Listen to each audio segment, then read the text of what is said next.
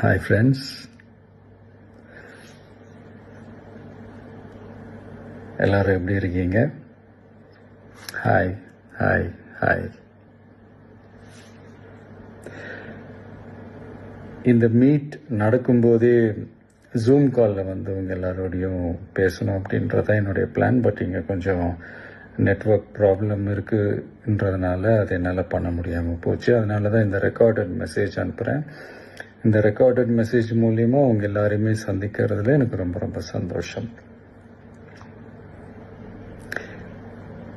நம்மளுடைய இந்த social media படை அதுதான் வந்து இந்தியாவிலேயே மிகப்பெரிய படைன்னு சொல்கிறாங்க. இது நம்ம சொல்கிறத விட மற்றவங்களே அதை பார்த்து தெரிஞ்சுக்கிறாங்க.